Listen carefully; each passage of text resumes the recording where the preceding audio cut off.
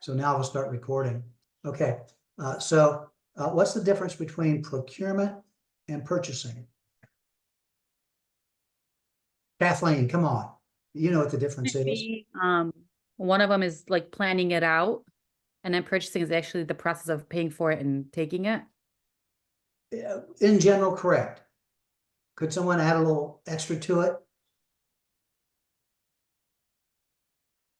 So procurement is the total process, whereas purchasing is just the single act of purchasing. Okay, so we've already touched upon these things. What are the top 3 spending categories for a school district? What's the first one? Salary, the benefits, the salaries, benefits, and Benefit. materials, maybe. The third one can be lots of different things, but purchasing services that's contracts, tend to be the third, but it could vary. It could be capital outlay, it could be materials, but the top 2 are the most important ones. Okay, so we got a handle on that. Now, if you haven't caught this yet, make sure you catch this. So I am asking you that you have got to give me how much you cost your district. And if you haven't seen that yet, make sure you see that, because not only does the district pay your salary and part of your insurance, there are also a few other items that they have to pay, required by law. And it's done by percentages. And I give you the percentage, so you just have to include that. So make sure you identify that. Be prepared to upload that document during the quiz. Okay. But would that be like our salary, our like benefits? Because I know the district pays something for our benefits. Yes. And Okay. another thing that they're paying for, well, I don't know about parochial, public school pensions. Yes, they do. They pay 6% Yes. or Yes. they match whatever. Yes. And so I give you a percentage Mm. of that you can use if you don't know exactly what it is. But you ought to be able to, if you looked at your pay stub will probably identify that for you. Okay. So that's that. I think you guys did a good job with the question, the thread of discussion about the purchasing order process. And so recognize the bottom line is you have to have an approved purchase order before anything can be purchased legally. And what that purchase order does for the vendor, it tells the vendor that that the school district has the money to pay for this item. So that's the reason for the purchase order. The purchase order will have that number, 11, that's a general fund, the account number that the money is coming from. Okay. So we won't spend a lot of time with that. I think everybody understands that. I do want you to have a feeling for the process of the purchasing cycle. The first step should be to assess your needs. Find out what you need. Then you set goals. Start to gather information. What products will serve our needs? Do research. What companies can provide that? And then actual purchasing decision. Now, once again, schools are no different than individuals. We think about, okay, we need to buy cars. We have to have car insurance. So what's the first thing we do is we assess our needs. How much liability coverage do we need? How much collision coverage do we need, et cetera, et cetera. And we set goals, and then we start gathering information. Which company will provide me what I need with the least price that provides a good service? The service is important as well.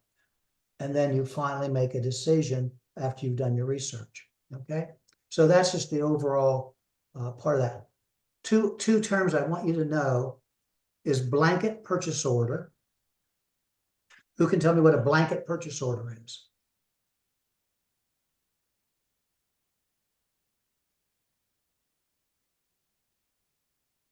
Angela, you want to guess?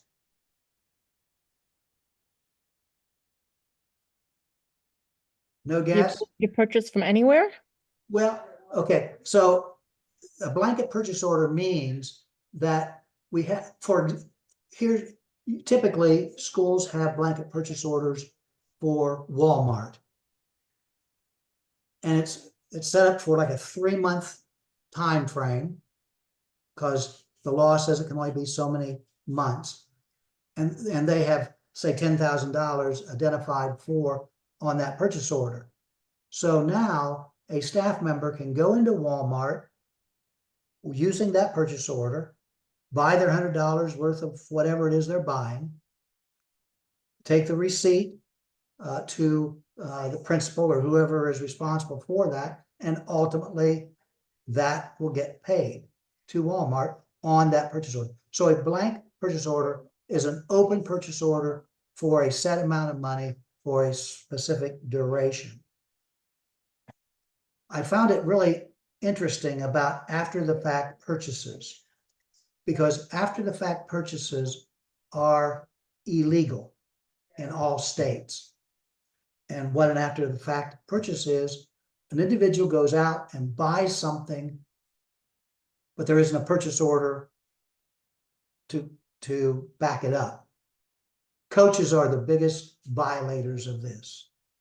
They will need something, and rather than think about how it's going to get paid for, they go to the sporting goods store, get it, and bingo. And then all of a sudden it's, what do we do with, oh, by the way, here's my receipt. Well, there isn't a purchase order to support it.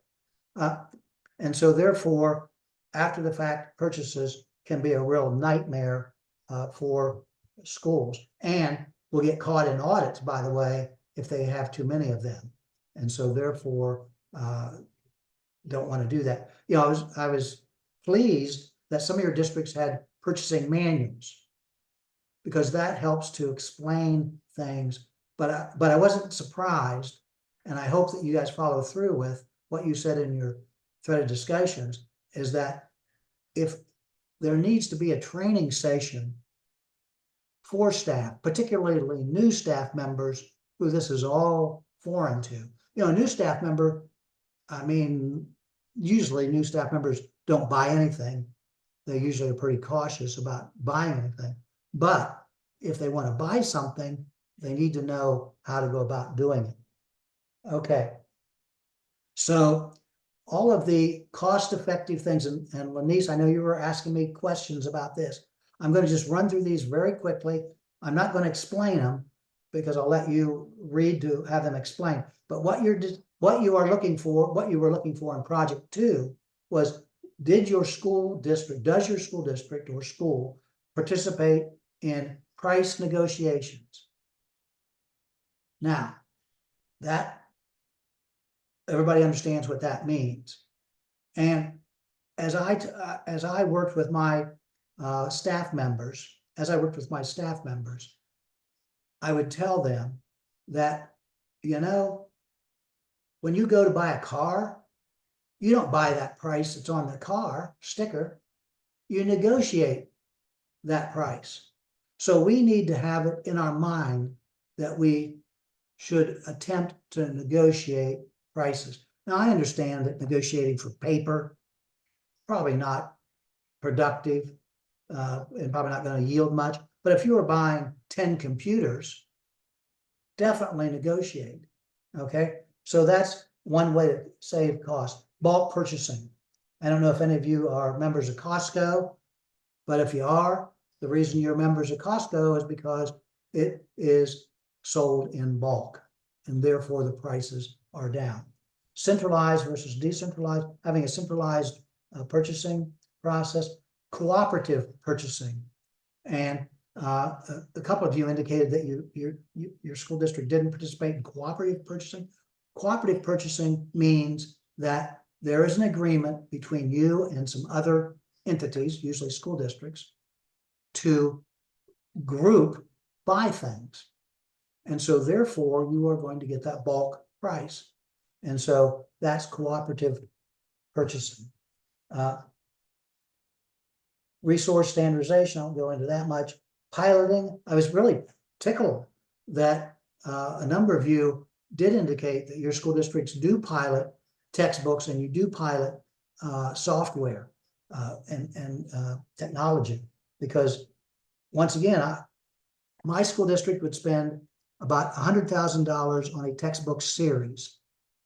And I would tell my staff members, we aren't going to buy a car without at least kicking the tire. So I don't want to buy a textbook series without knowing what it feels like for you, the teacher. And so throughout the year, we had 3 or 4 teachers who were using different resources. And at the end of the year, they would tell us their information, provide us feedback for that. Leases, very common for school districts to use in schools to lease copiers, printers. Those are 2 very common kind of things. Open educational resources. Wow, the list is endless there. Outsourcing can be a good thing and a bad thing. You got to be careful about that. I think one of your papers talked about outsourcing, and it didn't seem to be working too good, quite frankly. Okay. Getting rid of old used things, very important. So that gets into the cost-cutting measures. The next objective is to understand athletic and student activity account management and who the responsible parties are. I want you to hear that with all clubs, the principal of the building is the individual who's directly responsible for that club.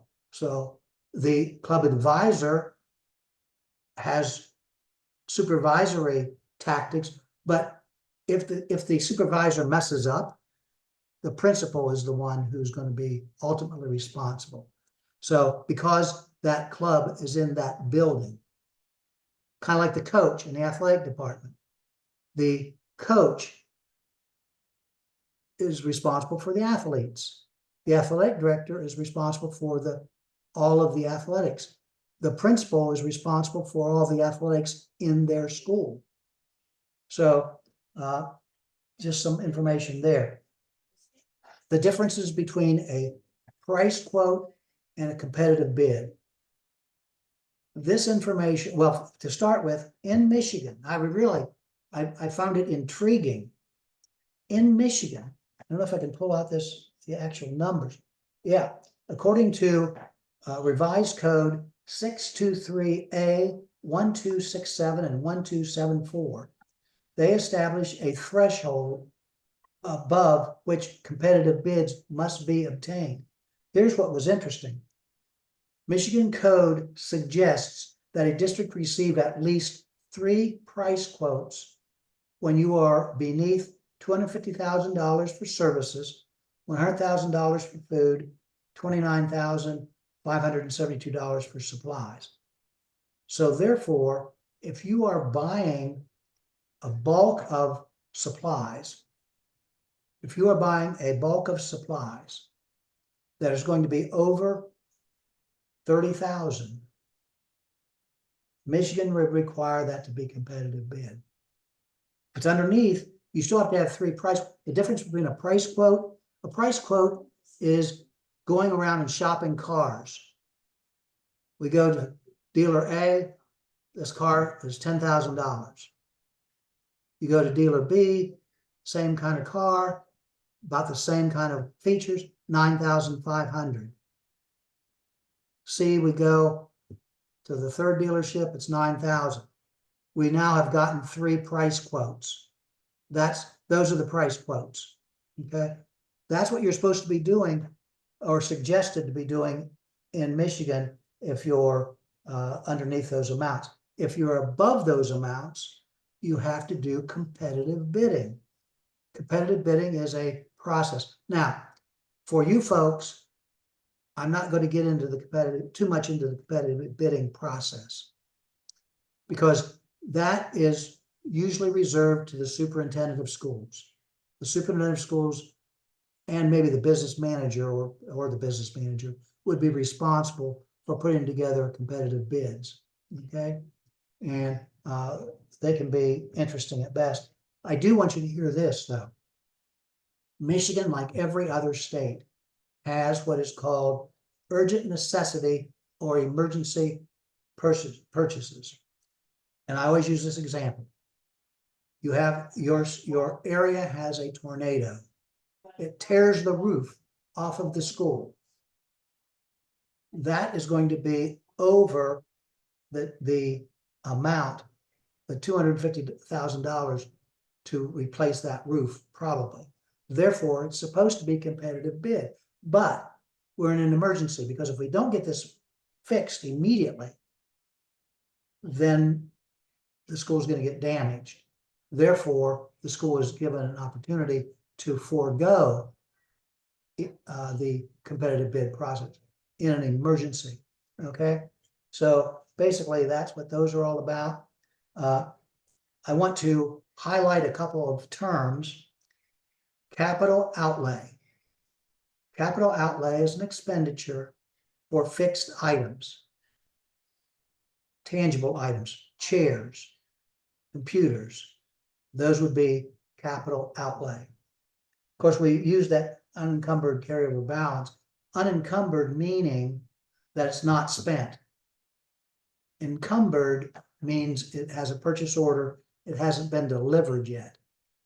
And typically within the monthly appropriation summary, the principal gets this list of all of the items that they are responsible for and how much they have budgeted for it, how much money it will they've used to date, if there are encumbrances that are tying up money, and what's the unencumbered amount.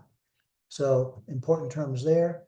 Purchase service contracts, those would be contracts for like copying services, attorneys, that would be a purchase service. Lowest responsible bid, another term you need to hear. So school districts are required by law to offer in a competitive bidding situation the bid to the lowest responsible bid. Now, back to these three cars. So we bid it out. We had one bid to come in at 10,000. We had one bid to come in at 9,500. We had one bid that came in at 9,000. The lowest bid is 9,000. In general, we would be required as a school system to buy that vehicle. However, after doing our evaluation of the bid and the company, we discover that this company that has offered this low priced car has very pitiful service. Very pitiful service. So therefore, we do not accept that as the lowest responsible bid because it is not a responsible company. Therefore, we go to the next lowest responsible bid. So lowest responsible bid, that's what dictates which company we use. Okay? Coming at you faster and furious. Well, I want to tell you that I've enjoyed working with you ladies. I know that this material at times has been confounding at best. We attempt to make it as understandable as we can for you. In general, I think you have a fair understanding. This is the type of subject that you can't just immediately forget about if you become a person who's responsible for the finances of the district. You have to constantly be thinking about it and reviewing the information and considering alternatives as such. Questions or comments?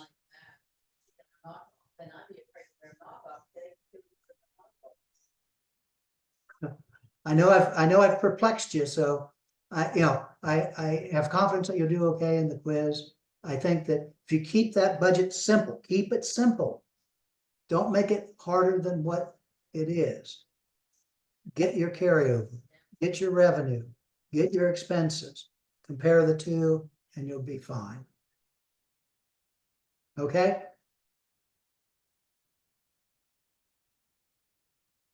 Professor, I emailed it to you because I can't submit it on. Okay, yes, okay. Thank you. I heard my email go bing, so I knew I got something. I'll hang around if anybody wants to ask me any other questions, okay? Yeah, I was gonna ask you if I could show you my calendar, see if it's fine or if it needs to be modified. That'll be okay.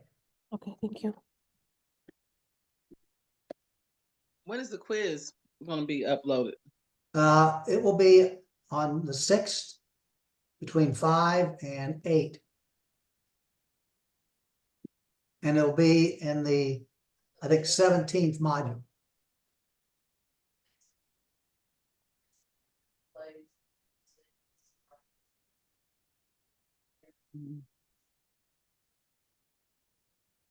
Do you want me to share my calendar now or, okay, If other people want to stick around to see this, that's fine. If you're okay with it. yeah, of course. Just the thing is that, my computer, it never shares on my end. Hmm. I don't know, can I send it to my cousin and maybe she could open it really quickly before she leaves? You can try that. Okay. Or can you just read it to me? I just wanted to show you like the calendar and like how I have it divided. Okay. All right.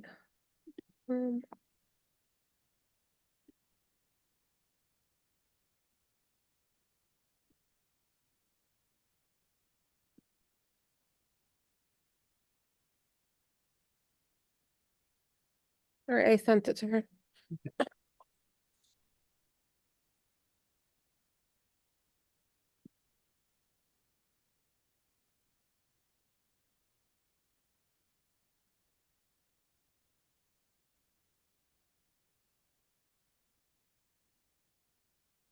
Something's happening. Yeah.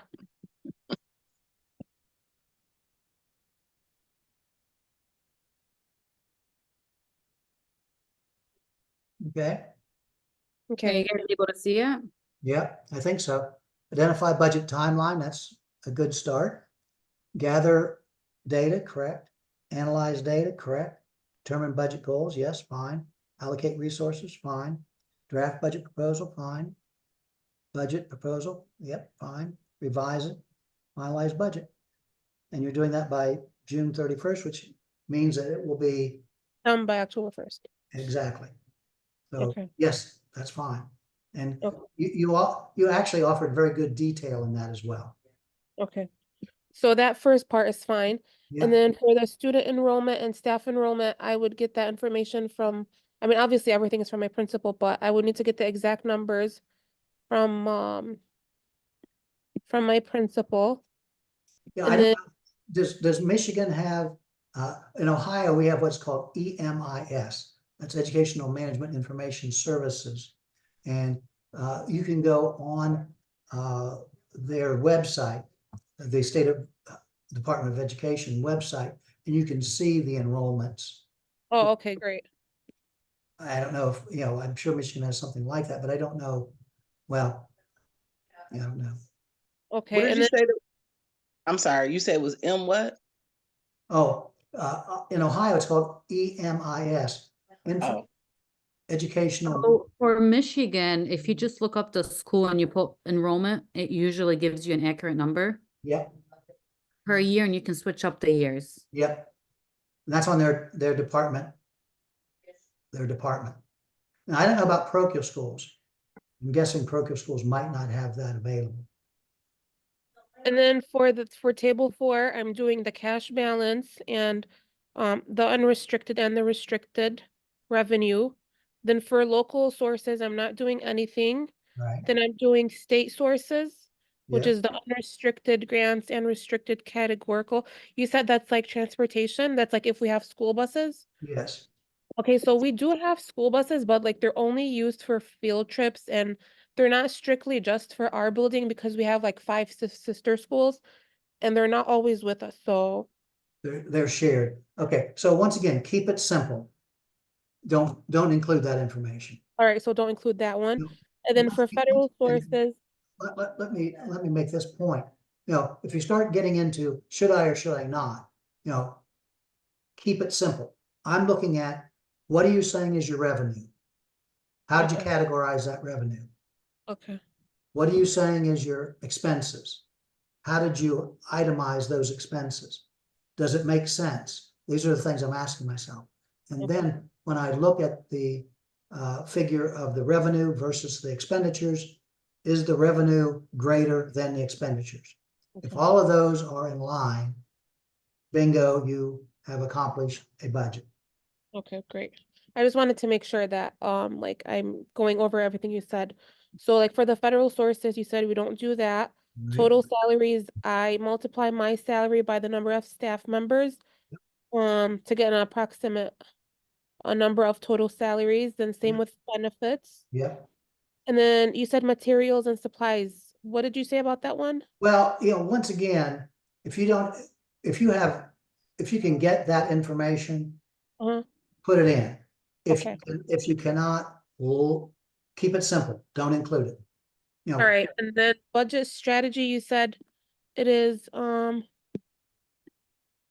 wrote it down here somewhere. You said Yeah. use the incremental budgeting strategy.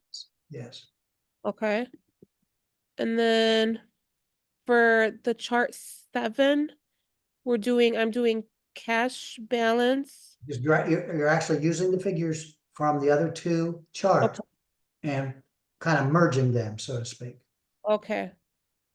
So like I'm just doing the unrestricted, the restricted, and then unrestricted grants and aid.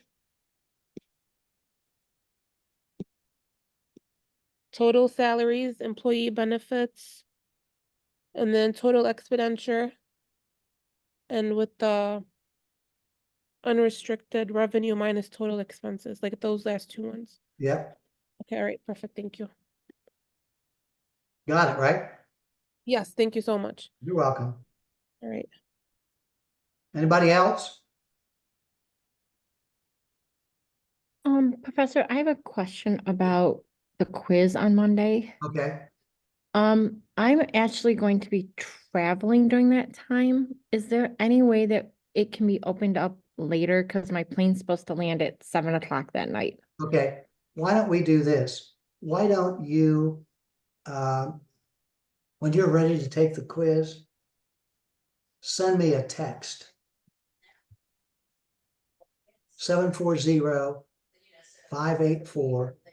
740-584-8211.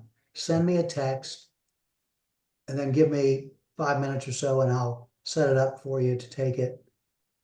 Okay, can you give me your number again? I didn't quite catch it. 740 Mhm. 584-8211. Okay, thank you. You're welcome.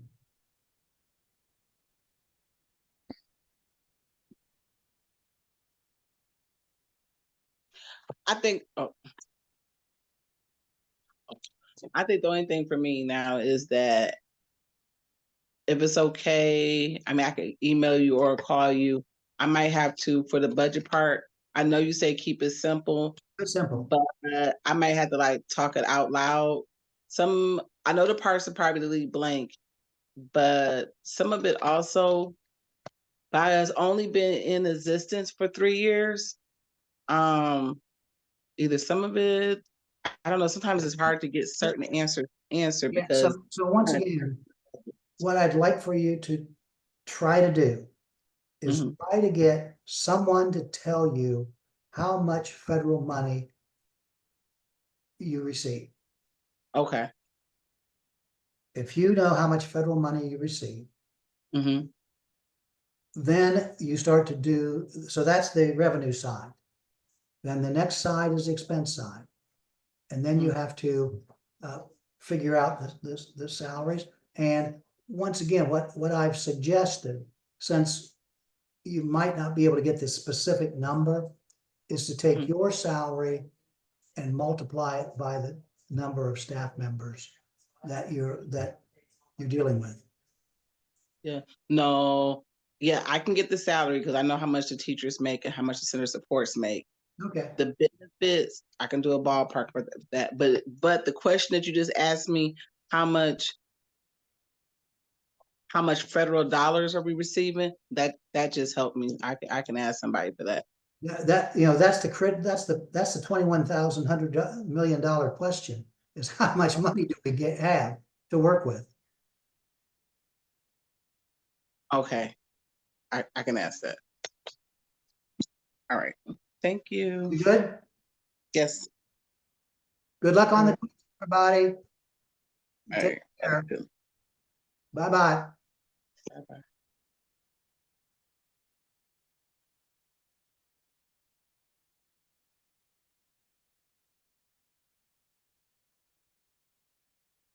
Professor, Oh, yeah, one question.